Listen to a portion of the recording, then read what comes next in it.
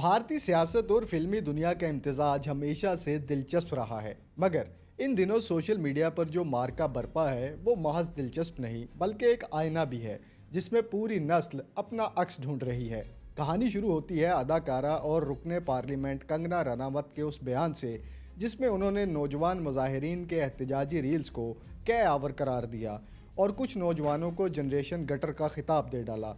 उनके बकौल ये नस्ल नशे और आज़ादी इजहार के नाम पर तहजीब की हदें फलांग चुकी है और इन्हें एक डिजिटल डिटॉक्स की अशद ज़रूरत है। मगर जैसा कि अक्सर होता है, जिस ज़बान से वो नौजवानों को आईना दिखाना चाह रही थी वही ज़बान उल्टा उनके अपने गिरेबान का आईना बन गई।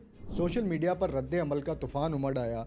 कांग्रेस और AIMIM के रहनुमाओं से लेकर आम सार्फिन तक सब ने पूछा कि क्या नीट के इम्तिहानी बेज़ाब्तगियों पर सरापा एहतजाज नौजवानों की तकलीफ़ इतनी गैर अहम थी कि उसे महज गटर कहकर रद्द कर दिया जाए। और फिर होना वही था जो डिजिटल दौर में होता है, मीम्स की बारिश, रील्स पे रील्स और पुरानी वीडियोस का वो सैलाब जिसमें कंगना खुद खुले दिल से ज़िंदगी जीती नजर आईं। लोगों ने पूछा कि तहजीब का सबक देने वाली ज़बान खुद कितनी महज़्ज़ब थी। इसी दौरान एक और किरदार इस कहानी में दाखिल हुआ जिसे मज़ाह निगारों ने कंगना के मुकाबिल ला खड़ा किया। नेहा बोरा, ऑल इंडिया स्टूडेंट्स एसोसिएशन की सदर और एहतजाजी तहरीक का वो चेहरा जो 23 दिन की भूख हड़ताल के बाद अचानक व्हील चेयर से उठकर रक्स करती दिखाई दी।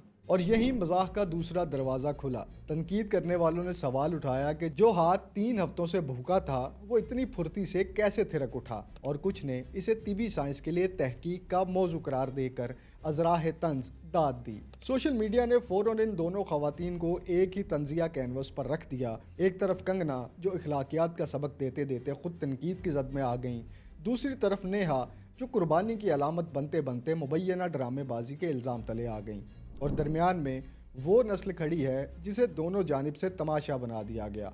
मगर अगर हम मजाक की चादर हटाकर देखें तो ये महज दो खवातीन की आपसी चपकलिश नहीं बल्कि एक गहरे समाजी तजाद की अक्कासी है। एक तरफ वो नस्ल है जो तालीमी निज़ाम में शफाफियत और एहतसाब मांग रही है, और दूसरी तरफ वो हुकूमत है जिसे यह आवाज़ बेअदबी और बद तहजीबी लग रही है।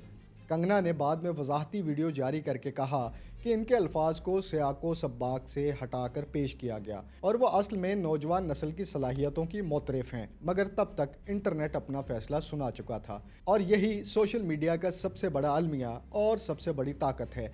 यहाँ अल्फाज वापस नहीं लिए जा सकते, सिर्फ उन पर मज़ीद तबसरे, तंजिया वीडियोज़ और बेशुमार मीम्स जन्म लेते हैं।